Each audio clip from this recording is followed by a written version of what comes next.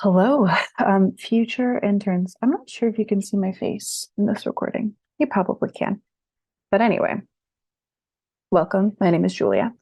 I have created this comprehensive question mark, not fully, but working on it, guide to scripting, audio, and video editing in Adobe products. This is because I found the learning curve to be a little bit steep for a lot of these programs. And so I wanted to help make things easier for transitions in the future. So before you start, see if you have access to any type of Skillshare, or if anyone directly on your team or your friendship circle is really familiar with these products. By these products, I mean Adobe Audition and Adobe Premiere. Either ask to watch them use the products or do a really quick demo, because you can ask your instructor questions in real time, which is really beneficial. Additionally, you're going to be using modeling a lot. So whenever you have to create a product for NASA Eclipse, whether it's a social media post or a video or something written, basically you want to look on the NASA Eclipse website, ask for examples to find something that's similar. So you kind of know what you're going for. As far as buying products, I am not sure if at this point you'll have access to Adobe products through the team. That is okay. I'm technically going over Adobe Audition and Adobe Premiere for this tutorial. They have really affordable student discounts. So if you're still a student, you can buy these, I think, for like $30 to get the entire suite for a year, which is honestly crazy. If not, I have a hyperlink that might help you out. When you get this document by itself, you can take a look at that. If not, I would look into Adobe Premiere Rush. It's the free version of Adobe Premiere, or a free sound editor like Audacity. It won't exactly be the same, but a lot of these techniques apply. Let's start with scripting. So this is under the assumption that you already know your project and what resources you need to comb to collect content. Make sure that you've got all of this set up, otherwise you won't be at this stage. So some general guidelines when we're going into scripting and image gathering. When you're scripting, you want to read your script aloud to double check how it will sound, how long the phrasing is, if sentences should be cut up, or if you need more space for natural pauses. So normally where I start is I start taking larger notes on the material that could be included in the script and then consolidate it down to what's most important. And if we take a little look over here, you can see that I have it cut into sections. So I have it cut into intro, with a little highlight, basic info, exigency, and outro. And I would even recommend, especially if you're working with a longer form segment, to break down these into even smaller parts. That can be really beneficial. In general, you're always going to be editing down for content. If you look at earlier examples of this script, I'm not sure if they're really still here, but I had a lot more content and I had to cut out a lot, like a lot of stuff. See, this is already my cut down script and that was still too big. And I had to start going in and cutting things down tighter. Yeah. So you can see all of those edits right here until we got down to our final version. So basically, you're always going to have to cut more. So just keep that in mind. Don't get too scientific. Make sure things are really clear. It's important when you're reaching out to the public always. And if there are any new terms that you're like, hey, I don't think they would actually know what this means. And even if it's like just useful to explain, I would explain it. So like I explain the difference between incandescent light bulbs and LEDs. I talk about how to separate how each color of light has its own unique wavelength. It's important to give a little bit of extra context.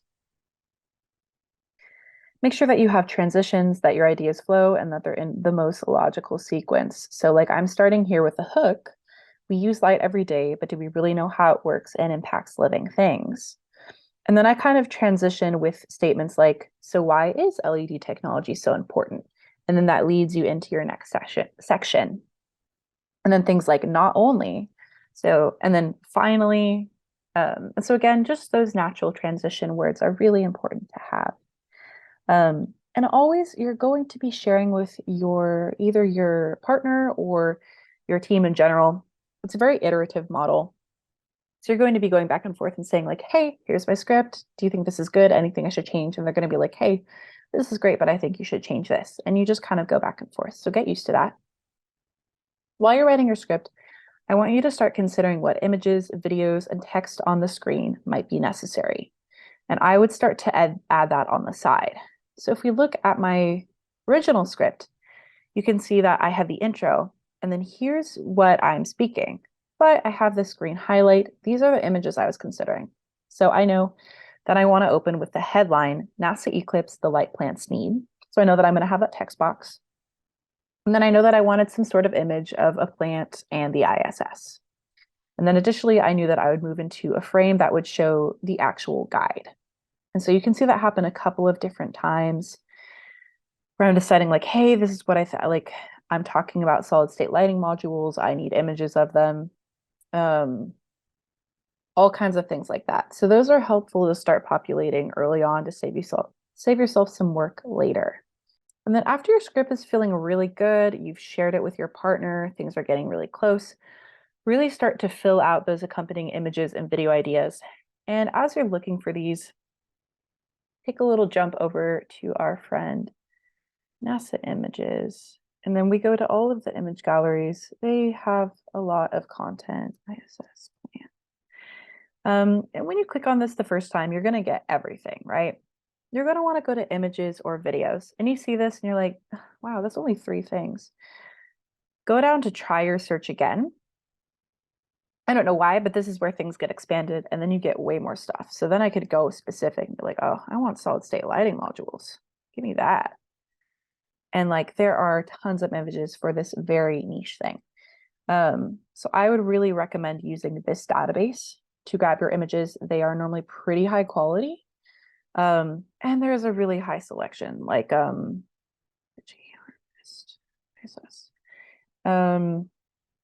yeah, so all of this was all of the kind of stuff that I was looking up, and you can kind of click on the image and be like, okay, cool. So I see this image here. You know what? This image is actually pretty blurry. I wouldn't want that because it's not going to, but this image is already pretty big and it's not blurry. So then I would come save this and then I would throw it into a file. So normally when I'm working on a video project, I will have a folder where I'm throwing my images. And so if we see, yeah, so all of these images, and then there was even more here. These are all ones I was considering using. So you just throw them into a little folder to make sure you have access to them later. Okay. And make sure that you grab all the stuff you might want to use. I know that sounds silly, but it's better to have more than less. Save the image, don't screenshot, rename it appropriately, and drop it in a folder.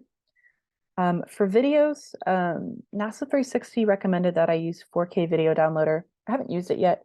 Beforehand, I was just screen recording, so Command Shift 5 on Mac operating systems works perfectly. And you can choose like, hey, I want to capture the entire screen. I want to capture this specific window, and you can choose to record or take a picture. That's really helpful. You could always edit it after that, but 4K video downloader sounds more useful. If you grab an image and it's bad quality, don't keep it. If the image seems small, understand that a lot of the stuff you're going to be full screening. So always try to get it in a medium or larger size. You can grab stuff that isn't from NASA, but understand that not that it opens up a host of problems, but you have to be really careful with licensing. So when I am jumping on, okay, so when I was grabbing my images, grab the links at the very least so you can refer to this later. That's really important. See that I already tossed these into APA. But in my previous version, I just had the links to the images that I used. And even ones I didn't know that I was going to use, still grab it. And then you can choose later, hey, I don't want to do that. Absolutely not a big deal. Okay.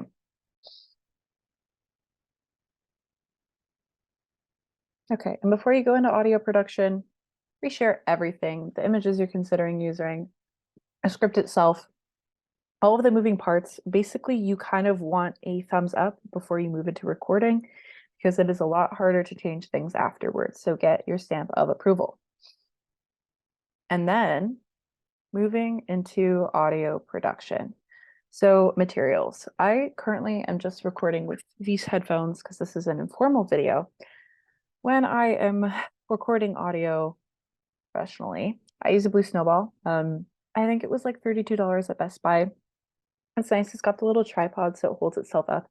There is no split screen, so the closer I am recording, the louder interference I get, which keep in mind. And you may also need an adapter. You can just record with something like headphones like this. Just keep in mind what you're working with. Also, if you're on site, I really would ask for a mic.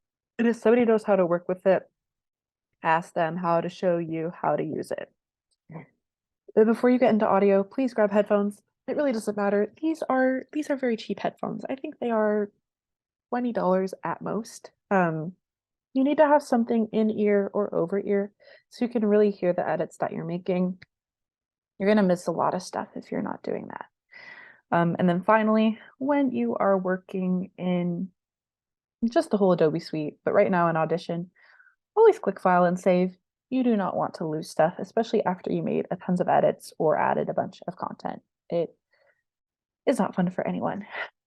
Okay, so voiceover, and forgive me, my throat is very dry today. Okay, so we are going to open up Adobe Audition. I already have this pulled up for us. And we're going to start with a new project. And so to create a new project, go ahead and click multi-track. It's going to say, hey, what do you want to name this? A demo for how to guide 1. You don't need to change anything. And then if you want this in somewhere else, sometimes it's nice to throw it onto your actual screen top, but I'll just keep it in the right spot for now. Okay, great. So I have my name. Here's the multi-track session and everything's populated. So cool. One of the first things you want to do is get your mic plugged in. Technically, I already have my mic plugged in because it's right here. And your first channel right here, highlighted teal, what you want to do is see if your mic is hot. And so basically to do this, and don't mind me, I'm trying to toggle both screens so we can see both efficiently. Okay. Okay, so you're going to click the R button. This is basically arming for recording. And then you can see that I am absolutely getting some audio. So we know that my mic is plugged in. Left and right is for your left and right channels. So if for some reason you were only getting audio on one, there's something wrong with your headphones, double check on that. You're noticing when I'm speaking that we're hitting a lot of green and a little bit of yellow. That is exactly where you want to be. If I was up here, see, and it gets mad, it'll keep the red for a little bit. Like, why did you do that? That's not where you want to be. So just make sure you're watching those levels. Industry standard is -6 to -3 decibels for voice, but you'll mostly edit that later. What I would recommend is having your script open in another window and then split the windows so you can see both. So if I was recording right now, I would have my script like right here. Obviously, I need to make it so I can see the full screen, but right here, and then I would be recording. So I want to have enough space where I can click the recording button, but still be able to see what I'm reading and not have to click any buttons. That's very important. Oh, and you can do a little test. So I don't know if this will play back for you, but you're going to come down to the red button, click record, and see we're not armed. So again, you need to make sure you're armed first. Great, we're armed. Now it'll record. Hi, my name is Julia, and I am recording a demo video for future interns. Then you're going to stop by clicking that little square button. And then we see that this is populated. You can listen to it.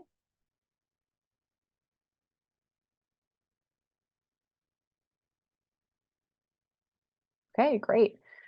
So that is right there, perfect. Sounds like decent audio levels to me, close enough. Obviously, it's not super clean, but good enough example. I wanted you guys to have my face, but normally I would be recording with a blanket over me. Okay, and so when you're working with your script, I would make a second copy. So I would go to File, make a copy, and I would cut out everything that you don't need because I don't want to see that I'm going to have this text on the page when I'm just recording the script. I need to be focused. So you're going to come over to the script and cut out literally everything that isn't your language. Make sure it's nice and separated so it's easier to work. And then also your paragraph should kind of chunk itself out. So like, for example, this is a good chunk to record. This is a good enough chunk to record. This is a good chunk to record. So just don't leave yourself with a big block of text. Separate it out to make it easier. Oh, yeah. You'll be recording section by section to ensure quality and save you some time. So for example, maybe I recorded this part, but if I kept recording through, maybe for some reason I moved closer to my mic and it got too loud, or maybe there was more background noise and I didn't realize. Then I'm going to have to get rid of all of this versus like all of this wouldn't work, right? Versus whether if I recorded this verse and I was like, oh shoot, that audio got kind of weird, then you just re-record that, but you're not losing as much content. Plan to record all your audio in one sit down. I cannot stress this enough. Your sound quality, it'll be different. It doesn't matter. No matter what you try to do, it will be noticeable. Yes. So I'm not really doing it right now, but you should practice speaking in a cadence that delivers information in a professional and understandable manner. It's probably slower than you think. So for example, if we jump over here, how I recorded, and here, we'll just record it so I feel like I'm on. So we use light every day. Oh, okay. Don't know why she didn't record there. We're just gonna jump down to a different file. Okay. How about this? There we go. We use light every day, but do we really know how it works and impacts living things? So that sounds maybe like a little obnoxious, but that's kind of the pacing you're looking for. So if we listen to that,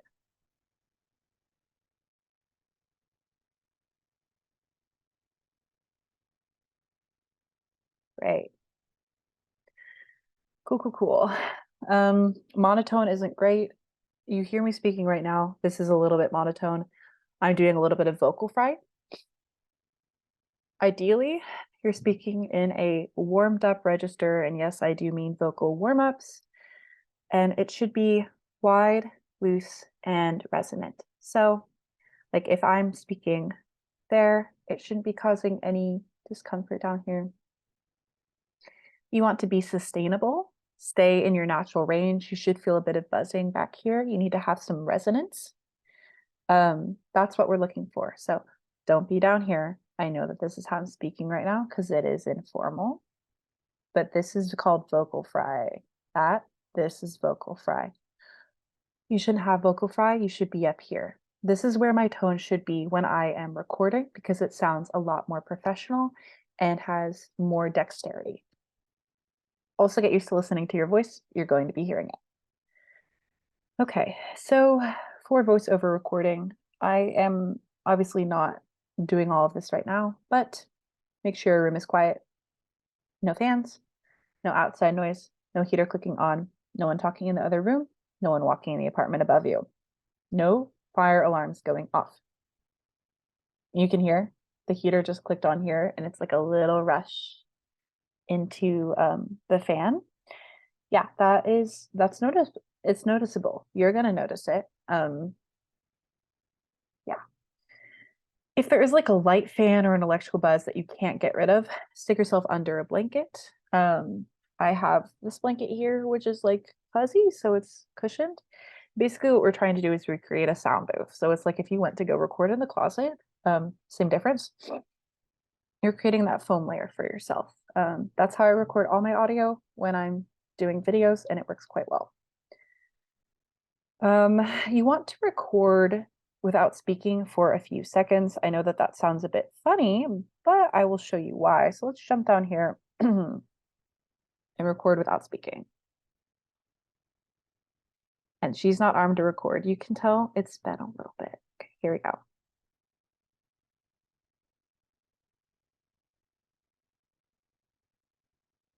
Yeah, so just a couple of seconds will do it there. And you see how this kind of looks like nothing? What? There we go. It's not nothing. So when I kick up the decibels a lot higher, look at this.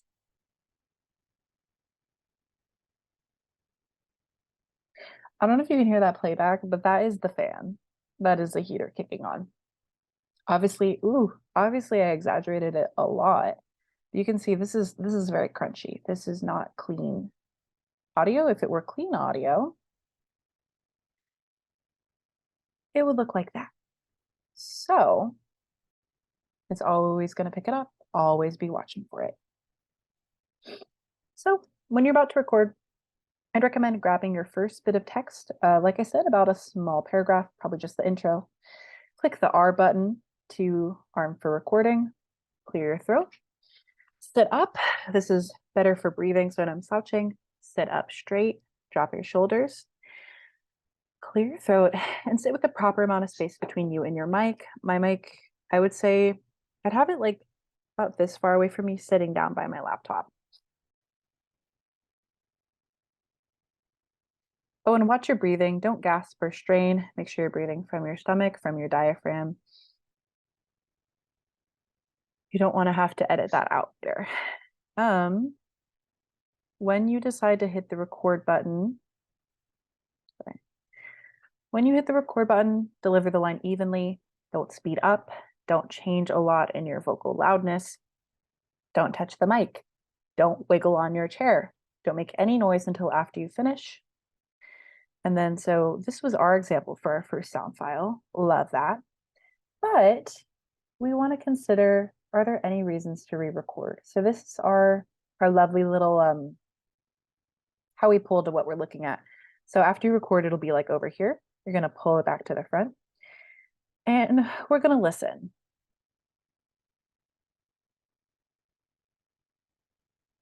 Do you really how it works and impacts living things?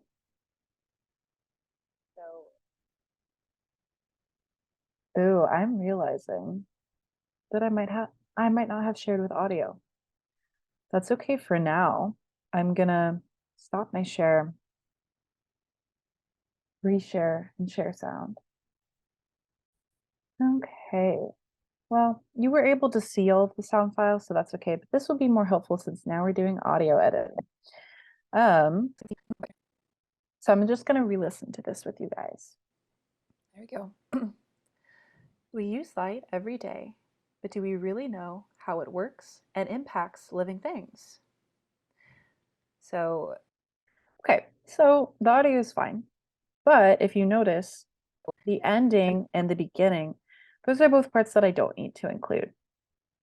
And so there is a really easy way to fix that when we're in multi-track. And whenever you want to zoom in, make something bigger, you can always toggle like this. That's in any Adobe product. You can zoom in here, and I'm like, ugh, I didn't need this part at the beginning. You see this little red bracket? Just drag, and all of a sudden that's gone. We use light every day. Great. Same with over here. Don't need that. Great. And then you just play it. We use light every day, but do we really know how it works and impacts living things? And there we go. Way better. And then really quick, I'm just going to re-show that example of the sound in the room because I want you guys to be able to hear it. So I'm going to record that again. Got an arm. Okay.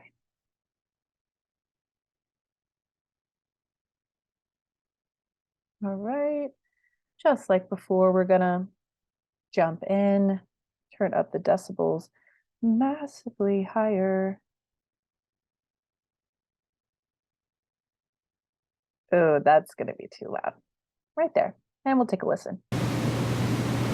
Oh God, that was still too loud. I'm so sorry. Yeah, that's awful. Again, that's just showing the background noise. Don't do that. Okay, we'll get rid of her. Okay, and so dragging in from the end is really easy. I might have you do something else later. Okay. Oh, and whenever you're editing audio, make sure that like if I was recording this next to this, line them up flush. If they're, you can normally see, so like see how these are, there's nothing going on in these spots. Then you can drag them over each other to create a fade in, super easy. I would normally recommend to not have that much space at the end, only have enough where it feels like a natural breath, right? And then have them lined up, but make sure that they're flush, because if there is nothing happening in between these things, you're going to hear the difference in the fact that there's no room sound in the background. So listen to that. It impacts living things. Yeah, so you can hear that jump and it doesn't sound good. So do not do that. Always make them flush. Okay. So waveform view. I already kind of jumped into that without telling you guys what it is, but now I will. Waveform is right up here, but you can also get to waveform on a specific file by just double clicking. Great, now we're in waveform. This populates singular editing. It's a really useful tool. Mm -mm -mm.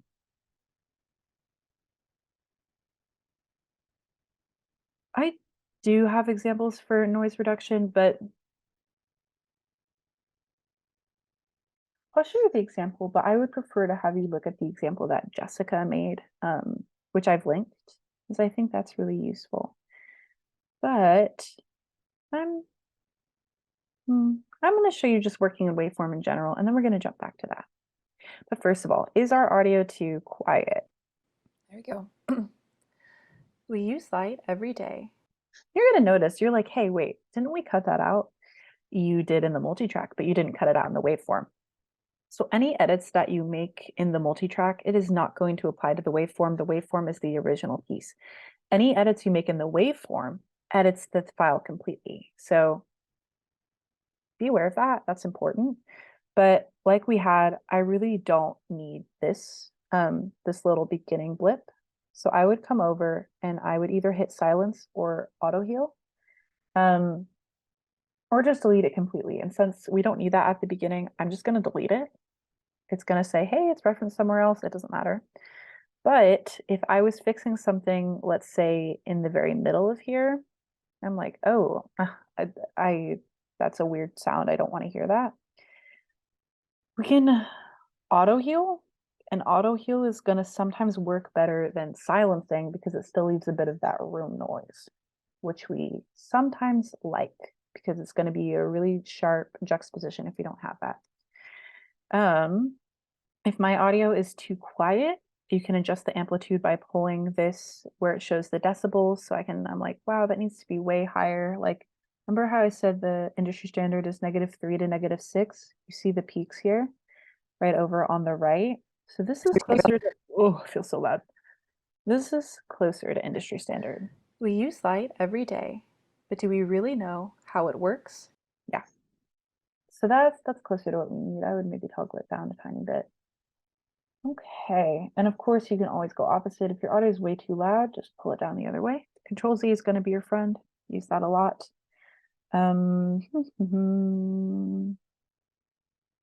Yeah, so I already showed you guys how to delete.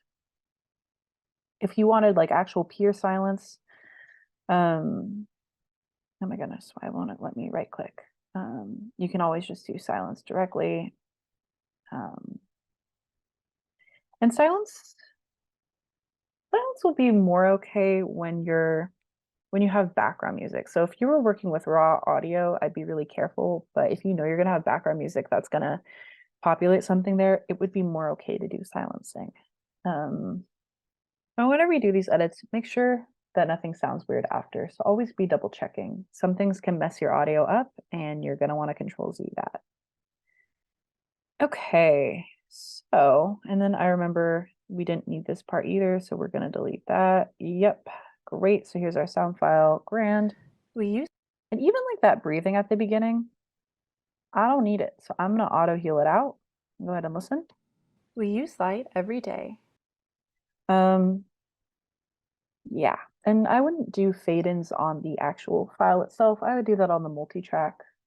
But do we really know how it works and impacts living things? Okay, great. Cool, cool, cool, cool, cool. And then we're gonna go back to multi-track. And so multi-track's gonna be like, hey, you messed something up. And I'm gonna say, no, I didn't, it's fine. Again, this is really long, so we're just gonna shorten that. Right. Okay, and so that would be your first piece of audio that you've grabbed. Great, congratulations. Now it sounds decent. You've done some preliminary edits, nothing crazy. And then you're just going to do the same thing again. So I normally record all of my audio in one track and then keep my background music in the other track. And so if you, for some reason, had something else, the M allows you to mute, so it's not going to show up when you're recording. But I normally just drop them next to each other. So like, here's my intro, great. Here's the next part I did. And then I would just keep recording that way. And I put a little bit of space in between them. I don't make them flush right away. But I'd be like, oh, great. So I've recorded the intro. Now I'm going to record the basic info. I'd record that. And then I move on and go, okay, now I'm going to record exigency. And I do that. And just always double checking that the audio sounds okay. You can always edit later, but you want to grab decent audio from the beginning. Okay. And then I will just have us do the sound print because I do think it's important. So I'm going to, you know what? So what we're gonna do that I'm also gonna have you cross-reference with Jessica. I'm gonna go ahead and record something new so that we can get something with a good sound file, with a good room noise. Okay, so let's grab some room noise.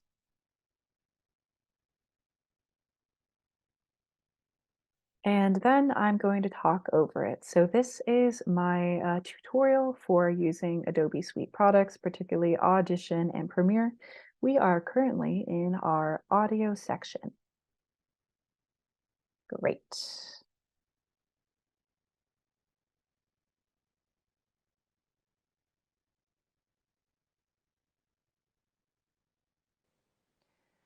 And then I'm going to talk.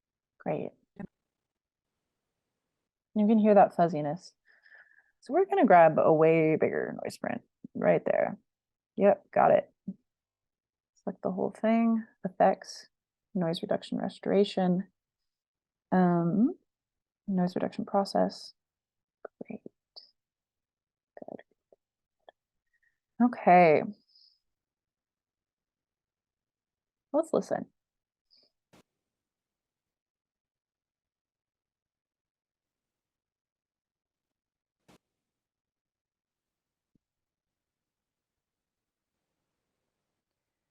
And yeah, you can really hear that. Okay, so I'm going to turn it up loud. We're going to listen to the difference between when I toggle it on and off. So here's off. Here's on.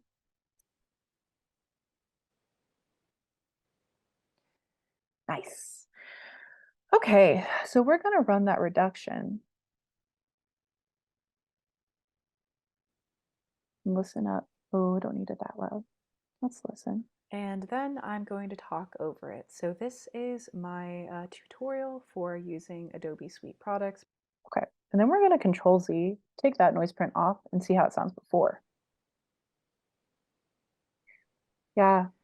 And then I'm going to talk over it. So this, yeah, that is way cleaner. Love that. It was also recommended to do the FFT filter.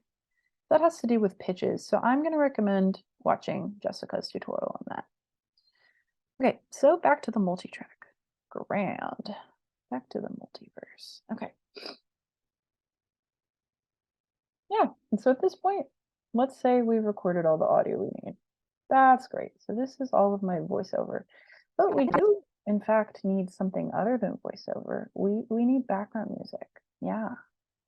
It can be really hard to find some stuff. I would recommend talking with other people on your team, just double checking with licensing and things. It's important. Basically, you're trying to find stuff that works with your video, that it matches the tone and isn't too disruptive. And if you grab stuff from YouTube, just type in YouTube to MP3 or MP4 converter. Watch out for viruses, but that will normally grab you the sound file really easy. So we're gonna, okay. Yeah, I populated a bunch of stuff that I liked that I was like, hey, I can work with this. Shoot, that's loud. Wow, everything is very loud today. This might be the already edited, because that's what I used in my last video. There's just the red lipstick. Okay, there's red lipstick MP4. Okay. You can literally just drag and drop. There you go. And then now we see there's a lot going on here. That's my background music. Okay, and so again, put it on a secondary track. First thing, they need to be adjusted to each other. Your background music is always going to be too loud. Always. It's always going to be too loud. So like literally just automatically, I am pulling that down. Even then, I don't like that.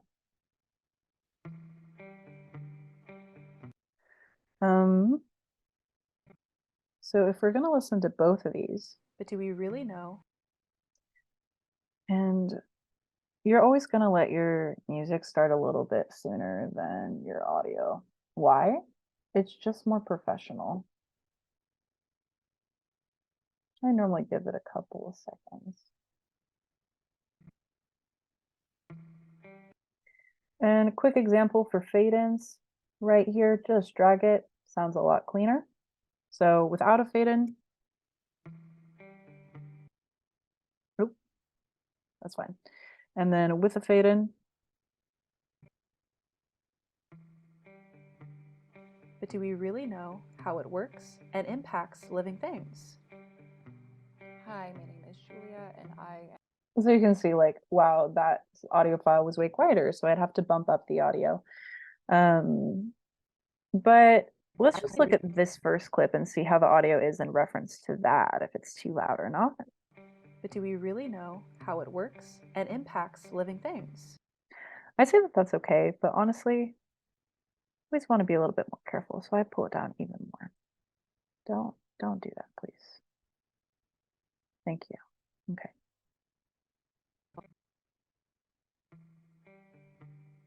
But do we really know how it works? Yeah, it's a lot better. Industry standard for background music is -15 to -20. So let's see if we're running. Yeah, so technically I could have it louder. Don't want to feel distracted by your background music. So your audience, always make sure you're checking in as if you were the audience. And also I would recommend doing an audio fade in too, just like a little one, something like that. But do we really know how it works and impacts living things? Yeah.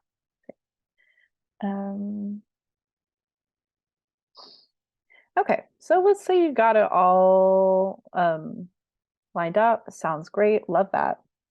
Does the background music suddenly get louder? I know that this background music does right here, because I've already worked with this piece. Nope. Come on now. Yeah, so that secondary string starts to hit and I'm like, ooh, that's not working for me. So what we do here is keyframes. We love keyframes. Literally just click with your cursor and it creates this fun little diamond. Oh my gosh, what are we going to use him for?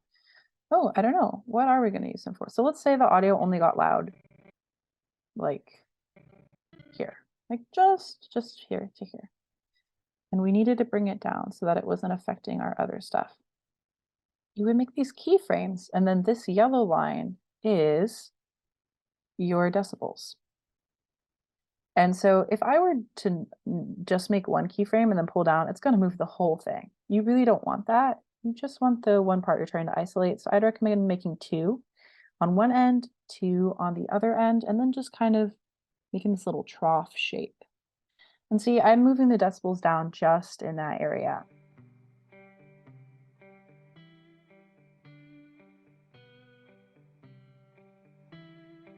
See? And that's an easy way to fix if the audio gets louder. Okay. Looping is an experience. So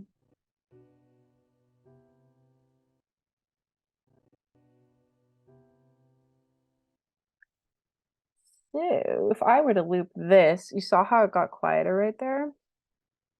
I grab my razor tool, which is up top.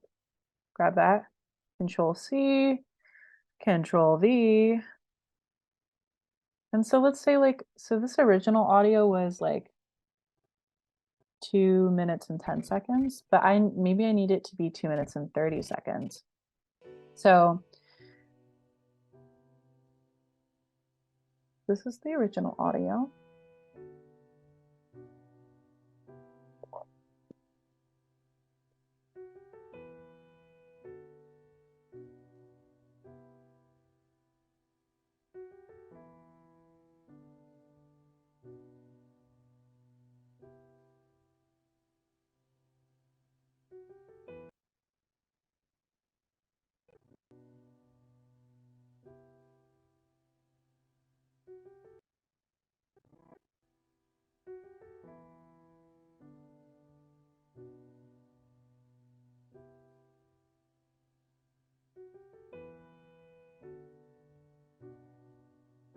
Yep. And so where I'd normally recommend is starting at the end or the beginning of the piece. This is where they tend to be loopable. Instrumental backgrounds kind of like start out a little bit relaxed. They hit a bridge where things get louder and more active, and then they have a reprise. Reprise is the easiest to work with. Use your cutting tool, just grab the end where things start to slow down, copy paste, drop it next to each other, see if it sounds okay. If we're looking for the chord to not resolve. So if it seems like if it like resolves, it's going to sound weird if you open things back up. So luckily this one doesn't. And so I can kind of smush them together and it sounds okay, but you might have to like cut a bit at the end of the original file you were working with to bring in this other one. That's okay. It's really just kind of testing and seeing what works. You need to make it organic. It's all trial and error, but the average person really shouldn't notice that audio skip. So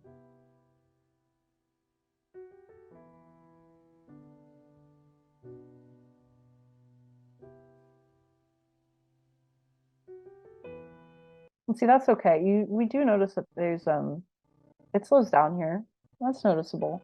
So if I wanted to, I could cut it sooner, but overall that's not that noticeable. Okay, so with your audio, when your audio is all done, you're gonna have a file that's gonna have, it's gonna look a lot more like this. You're gonna have a bunch of stuff. It's gonna be all smushed up together. Again, make sure you always have your audio flush. It looks something like that. We're gonna always, have a fade in dropped out, and it's gonna be populated all the way over.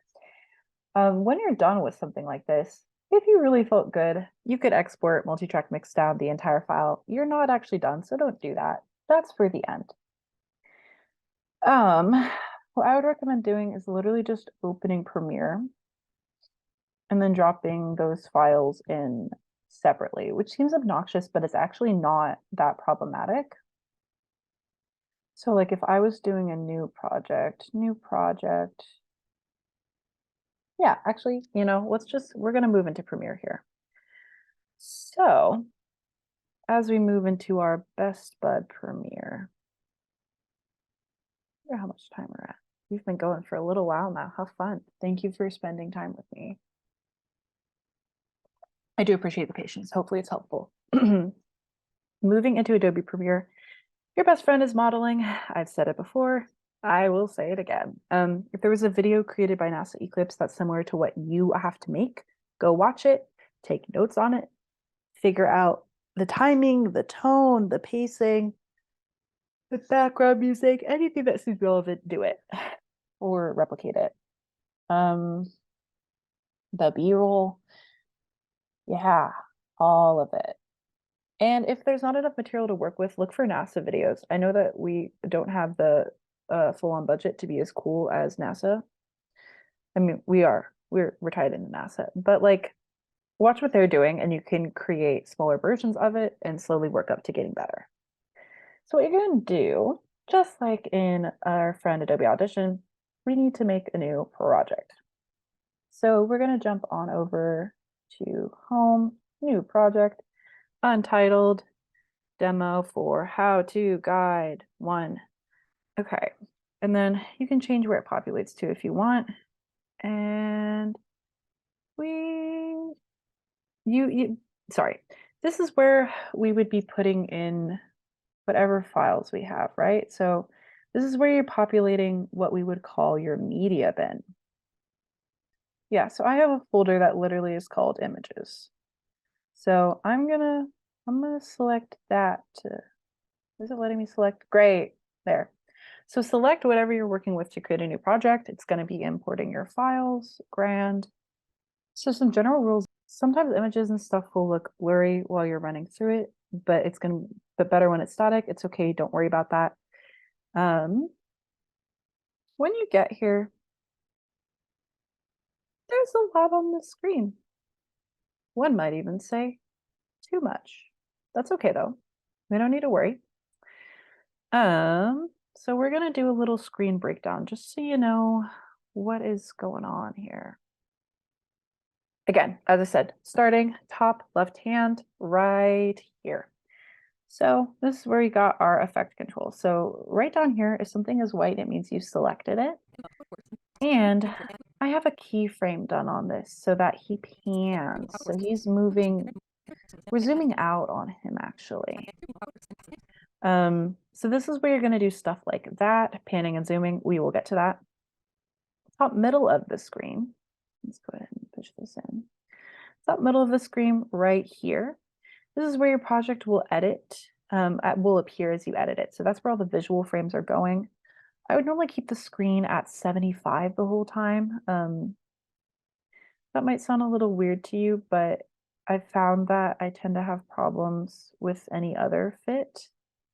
Sorry, the screen is like weirdly done right now. I normally keep it at 75 so I can see the full screen.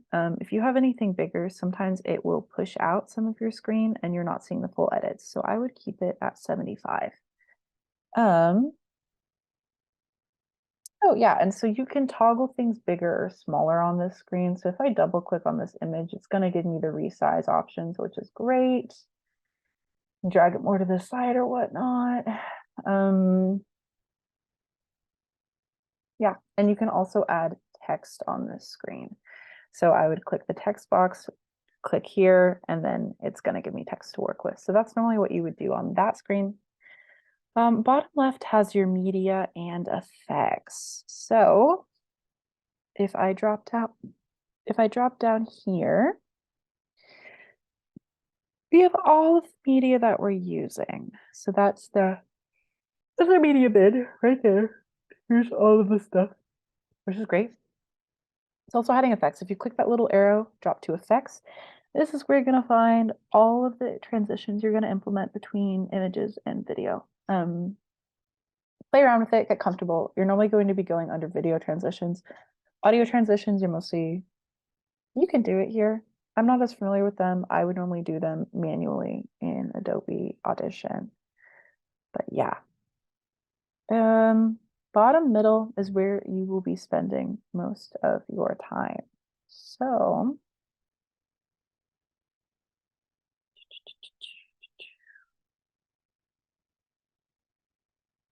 I'm just trying to make everything fit properly. Okay. Yeah. There you go. That's not earlier. Yeah, and we can make it bigger. Great. That's perfect. Okay, so this is where you're going to spend the majority of your time. This is where you're creating most stuff, where you're editing most stuff. This is where you're dragging and dropping in files. A lot of stuff lives here. I would practice clicking on things. And then right clicking. and seeing what you could do. You'll be using some of this stuff. Oh, and these are your video channels, and these are your audio channels. So we have V and A. And if you put something, it makes sense, but like you see how I have this NASA guy image and then I have this graphic. If I were to switch them, the graphic is going to get covered because whatever is on top in the video channels is going to be on top on the overlay. So always build up instead of down.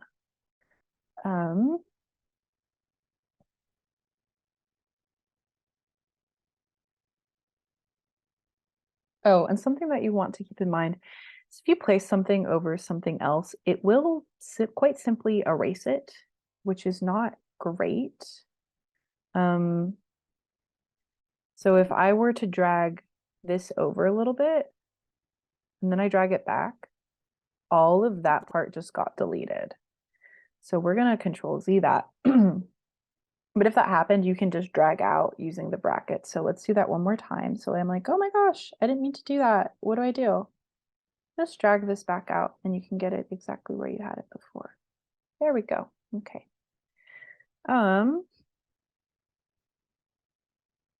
You can add markers to help you notate and flag where you need to change something. So that's great.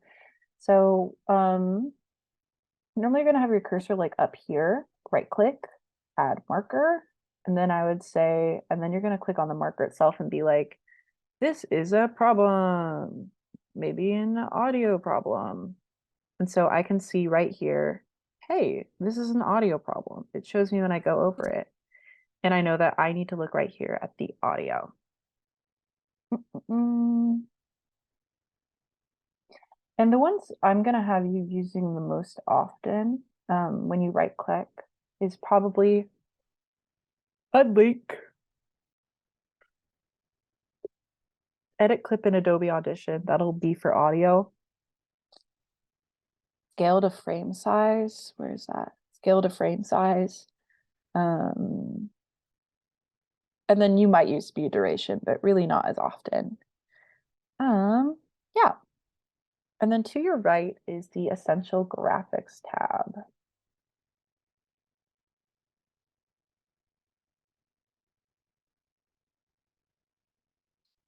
I'm like trying to get it to open. It's kind of a little beast to toggle these pages sometimes. But here's Essential Graphics. And so basically this is like text box central. That's mostly what you're doing. So if I click on text that I've worked on right here, it's going to show me like, oh, hey, yeah, I know what we're doing. And if I click on the text on the actual page, it's going to pull up other options where it's going to be like, yo, you have it regular. Do you want it bolded? Do you want to change the font size? Do you want to change this? Do you want to change that? Do you want a background behind it? All of that you can do here. You can change the opacity of the background here. I tend to run a background for accessibility reasons. I would recommend that. Okay. Yeah, cool. So where are we going to start? So this is when you're gonna pull up your original script where you didn't cut stuff down, right? And look at your media bin. So if this was completely blank, right? I haven't populated anything. I would go and look at my script and be like, oh, well, I know I wanted to open with this text and with an image of a dude with plants. So I would go in my media browser and be like, yo, here's that image I grabbed of the dude with plants. Awesome. Cool. And I would populate that and I'd be like, okay, here's the text I wanted. And then I would add that. And so what I'd recommend is kind of just dropping down as you're collecting images, you kind of know where they're going to go or where it makes sense. Just start dropping them in. You don't need to edit them. You don't even need them flush. Just start dropping your content in order. And as far as dropping in audio, which I promised you I would show you how to do, we're just going to run to the very end of this because I don't want to, this is a done file and I don't want to really mess with anything. But you literally just drag and drop it in. But where you're dragging from, you're not dragging from here. you're going to be dragging from the WAV file. So that's, remember when I said that we're editing in waveform? This is why. So, I know that I have this track, so we're going to like click on it, highlight it, and then you can just drag and drop her in. I don't actually know that populated, so I'm going to Control Z, but that's how you would be dropping all of those. Okay, let's see, where are we at? Yeah, and your audio is going to sync up with what you want to drop in. So really just use those to cross-reference. I already showed you how to drag the edges. Fit to frame is nice. If something doesn't fit, click that. It's pretty self-explanatory. As far as dropping text on an image, let's do that. Okay, so clearly I already have some text dropped on this image. So let's just pretend like maybe we need more. Grand. So you're going to come over here to T, the type tool. You're going to click here. So we're going to drag while we're on the text tool. Great. This is light, exclamation point. Grand. And so whenever we want to move anything, you're just going to keep making text boxes if you keep using the text tool. So click selection tool. And then I can drag this out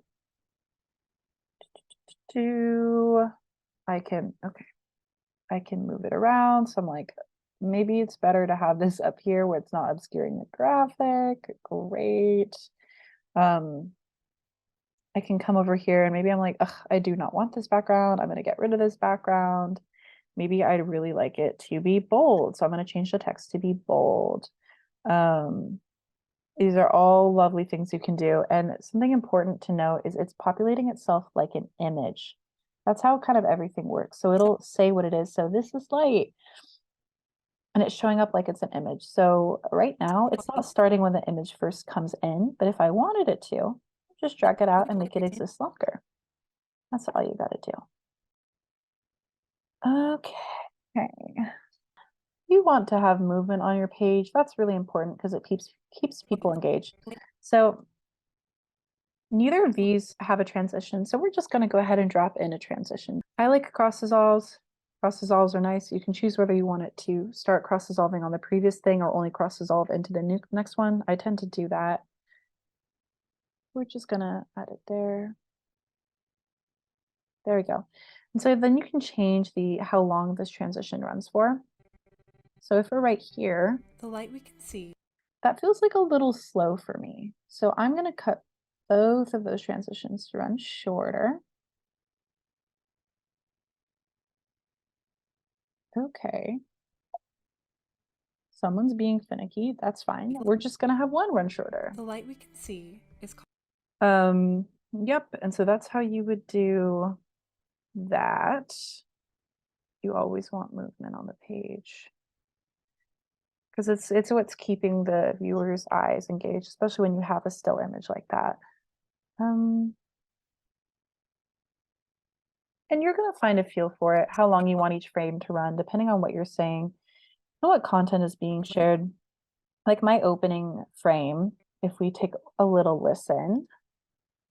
Oh, wow, you can't even see. Hold on. Just gonna full screen this. There we go. Okay.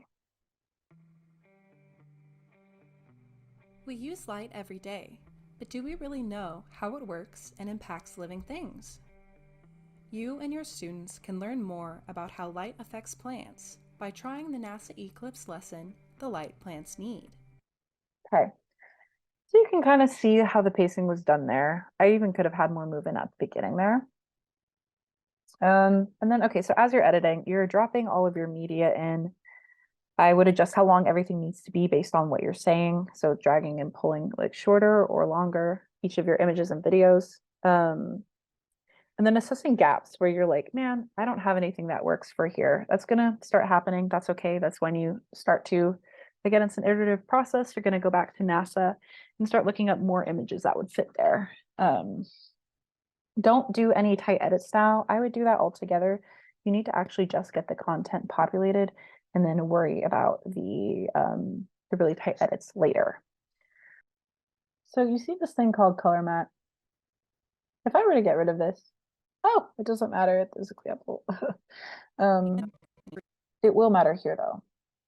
So you see the black edges, that's because this image, I can't stretch it anymore to fill out those edges and it looks kind of messy. However, if you have a white background, it makes everything look a lot cleaner. So I've kind of made it practice to have that in the back. So if we go to our project file, which is our media bin, click down at new item, color mat. Okay. Go all the way to the bottom left corner to get white, click OK, white block. Okay, and now it's populated and you just literally drag and drop it in. And that's just our nice little white. And then I run it under the back of everything. And again, you don't have a send to back feature here. So if you want that to be at the very bottom, see, I have it at the very bottom here. So that's helpful. Okay. And eventually you want to have your video channels totally populated, flush with your audio, always something running. Work on syncing up your words and frames. Always make sure you're stepping back as a viewer. So if you look at this, you can see that my audio, you often see that there's multiple things going on, but you can see that it always has something lined up. Okay, editing. Editing is hard, but doable. So I think you'll be okay. You're gonna spend hours doing this, but chunk it out. So I would recommend doing what is easiest first. So if you need text on a page, so for example, I knew that when I was working on this video that I wanted to show that solid state lighting modules as LED lighting are so much better than previous forms because they have a longer lifetime, which is more sustainable. And so as I'm saying this in the audio, I wanted to populate it on the page. So something really easy is I could know like, oh, I know that I want to put this text in. I could drop the text box in. I don't even have to have it at the right spot so it looks good on the page. I don't need to have the background, the highlight. You can just write it and get it going, get it started. Fit all images to frame, move and shift them as needed. You'd be surprised with how much work you need to do on that, but you do.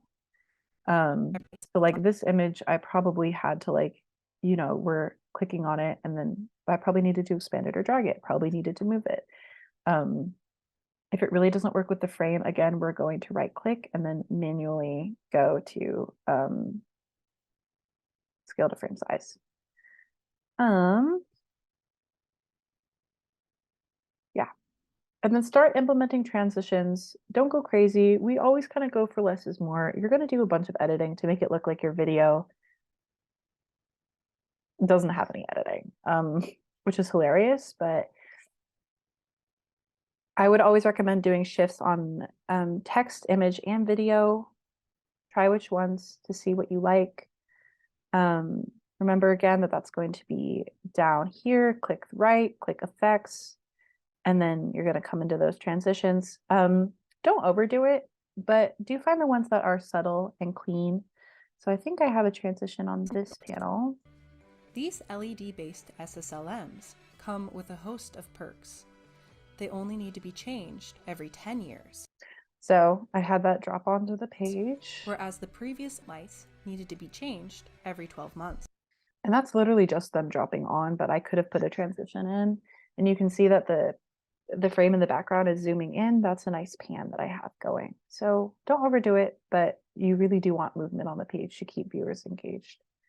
When you shorten one piece of footage on the video channel, whether it's an image or video, you will have to shift everything over. And I mean that quite literally. So if all of a sudden I decided I want the lighting module to be over here, everything is gonna slide unless you are increasing that next image. Get used to it. You will be sliding things over a lot. Okay. Oh, we're almost done. How exciting. Okay, so keyframes. And again, I'm always providing secondary sources. So if any of this is really confusing, either look it up on your own or look at the videos that I dropped here, and they're going to be helpful for you. But something that looks really professional is panning. We love panning. We love a good pan. Maybe I'll just grab a raw image and then redo the pan with you guys. Okay, great. Yay. Oh, it still already has the pan on it. Okay, cool. So here's an image that I did a pan on. You don't need Essential Graphics. We're going to pull that out of the way. Okay, so you're going to come up to your nice left hand effect controls. And what we're looking at specifically is motion. And since this one I was moving left to right, we'd be looking at position, not scale. If I'm zooming in and out, that would be scale.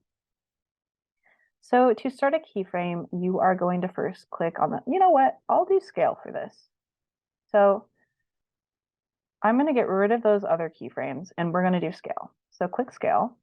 Great. And that creates our first keyframe. So you see right here, that tiny little boy, that's the first one that's like, hey, we're going to mess around. We're going to do something weird. This is where the thing starts. So if I have something getting bigger, right where that keyframe is, that's where it's going to start. And where I put the next keyframe is when it's going to end. And I can change the value of how much I want it to shift. So scale, so it says 117. That means the original image was 100%, right? And I've already zoomed it in 117 manually. But let's say I'm like, I want it to be 123. So when I click that, wherever my cursor is, it's going to drop it. And so I would normally put this near the very end of the image. And then right there, we see that we got to zoom in. So we can watch that. Oh.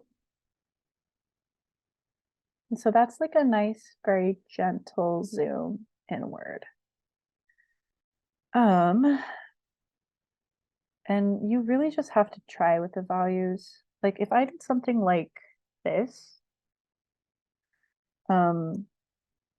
you're gonna have a really quick zoom and it's gonna look ridiculous. That's something that you have to learn. You're gonna have to try a couple different examples. And so if I wanted to do position instead, I'm just gonna go ahead and get rid of these keyframes. If I'm doing position instead, which one's our X and which one is our Y? Let's see. Okay, so this second one is your Y axis. I wouldn't mess with that much. Just don't. We're be messing with our horizontal axis. So obviously shifting horizontally, if I'm adding to the value, I'm shifting more to the right. Or am I shifting to the left? Fun. Again, a lot of the stuff I've just taught myself, so it's kind of strange in that way. Okay. Yeah, so because I had the keyframe 670 over to the left and the earlier keyframe of 640, that's creating a shift that moves me that way. If I were to switch these keyframes, I'd be moving in the opposite direction.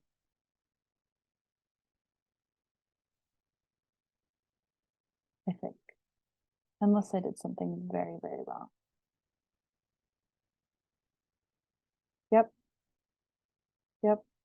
I tend to go for really gradual panning. Anything really startling, like anything really quick is just a lot. Start small and then you can start having bigger shifts. But yeah, I would always start smaller. Okay. So at this point, you've done a lot of editing. You are close to being done. You need to start watching your video as a viewer, not as a creator. Try listening with and without the audio to see if there's sufficient movement on the page. Listen closer to make sure if the audio sounds good, it matches up. And if you ever realize like, oh my gosh, actually, this audio, like I have a real problem here. This is a problem. Right click, click, edit clip in Adobe Audition. It's populated it there, but it won't show you. So you need to manually click on Audition. And then all of a sudden I've got the mix down right here. And whatever I edit here, click File and Save. And it's gonna edit it straight back into Premiere. So they do a really great job. No, they do a really good job of having good interplay between each other. So if you weren't creating this, would you be interested in watching it? Would you stay past the first 10 seconds? Always go back to your original task. Did you include all the content needed? Did you meet the standards for Eclipse? Yes. Around this stage, this is when you share with a coworker again to look for like really big and necessary changes. And then credits. So you have done everything else. Congratulations. Very exciting. All you have left to do are credits. So Eclipse is great because they provide a template, a disclaimer for you to work with. I don't, yeah. So right here, you see the NASA disclaimer statement and the NASA resources credit. That's lovely. You just populate that in there.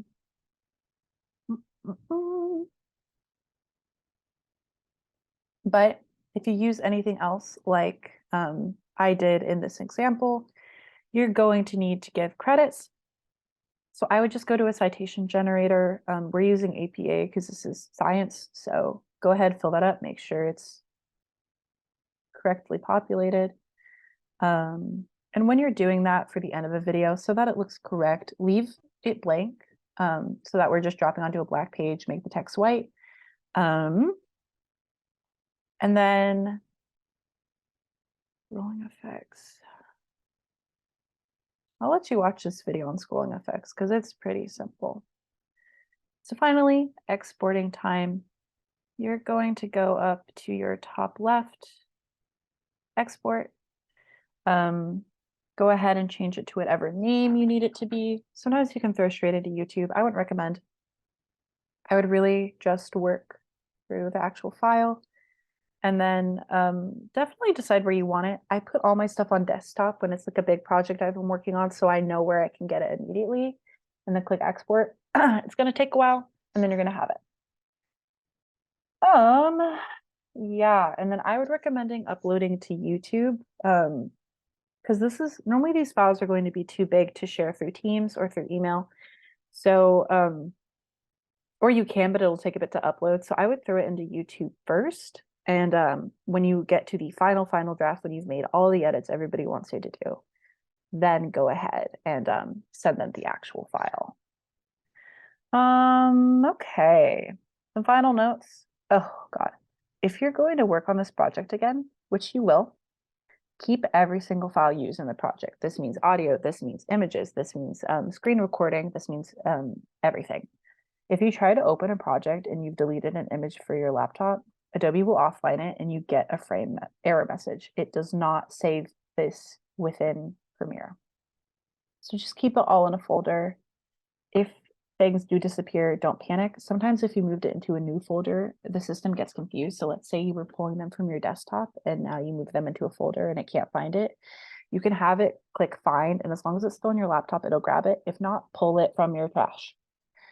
I have some general help videos. Normalizing is something you can look into for audio. And then NASA 360 is a really good team. They are very nice. Scott Bednar is a really good point person for them. And Jessica was the one that helped us with some audio editing. But honestly, all of them are willing to help you because they are just very friendly and want to see you guys succeed. Yeah, so that is start to finish how I would recommend using Adobe products. I'm still learning. Something that they told me, which was actually very comforting, the NASA 360 team, is that they are also still learning things every day, learning different ways to do them. If you get confused and a team member doesn't know, look it up on YouTube, look it up online, watch tutorials, teach yourself, mess around, play with it. You will get so much quicker over time, and it is a skill that is worth building. And eventually it'll just be second nature, a lot of it. So yes, best of luck. You got this. Good. Yeah, have a good internship.